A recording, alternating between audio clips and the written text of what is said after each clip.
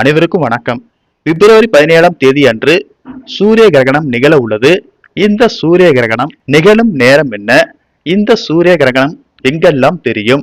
இந்த சூரிய கிரகணத்தின் போது நாம் செய்யக்கூடியவை என்ன, செய்யக்கூடாதவை என்ன? இந்த சூரிய கிரகணத்தின் போது பாதிக்கப்படக்கூடிய ராசிகள் என்ன, பரிகாரங்கள் என்ன என்பதை பற்றி விரிவாக நம்ம வீடியோல பார்க்க போறோம். சரி, வீடியோ ஸ்கிப் பண்ணாம பாருங்க.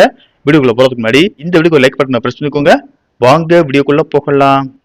சந்திரன் பூமியையும் பூமி சூரியனை சுற்றி வரும் நிலையில் சூரியன் பூமி இடையே ஒரே நேர்கோட்டில் சந்திரன் வரும்போது சூரியன் முழுவதுமாகவோ அல்லது பகுதியாகவோ மறைக்கப்படும் நிகழ்விற்கு சூரிய கிரகணம் என்று பெயர். இந்த நிகழ்வு அமாவாசை நாளன்று நிகழக்கூடும். கிரகணம் நிகழும் நேரம்: இந்த சூரிய கிரகணம் பிப்ரவரி 17ஆம் தேதி பிற்பகல் 3:26 மணிக்கு தொடங்கி இரவு 7:57 மணிக்கு முடிவடைகிறது.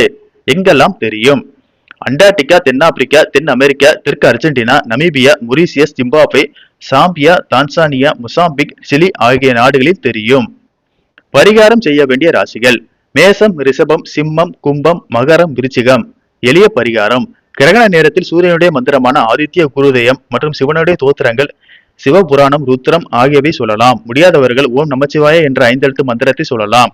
சூரிய கிரகணம் முடிந்ததும் தண்ணீரில் கல்லுப்பு, மஞ்சள், 3 வேப்பிலை கலந்து குளிக்கவும். அதன் பிறகு அருகில் உள்ள கோவிலுக்கு சென்று வரவும். கோதுமை தானம் செய்தால் மிகவும் பலன் தரும்.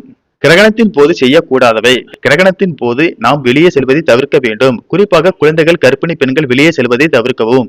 கிரகண சமயத்தில் கர்ப்பிணி பெண்கள் கத்தி, கத்திரிக்கோள் உள்ளிட்ட கூர்மையான பொருட்களை தொடவோ கையில் வைத்திருக்கவோ கூடாது. கிரகண சமயத்தில் சண்டை, வாக்குவாதம், அவதூறு சொற்களை தவிர்க்க வேண்டும். கிரகணத்தின் போது எதிர்மறை ஆற்றல் அதிகரிக்கும். எனவே இந்த நேரத்தில் எந்த சுபகாரியமும் செய்யக்கூடாது.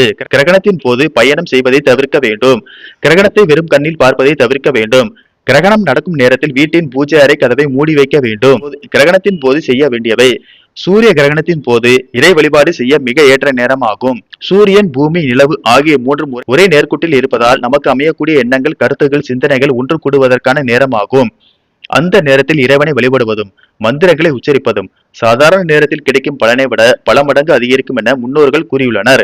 கிரகண நேரத்தில் உணவு வைத்திருக்கும் பாத்திரத்தில் தர்பை புல் போட்டு வைக்க வேண்டும்.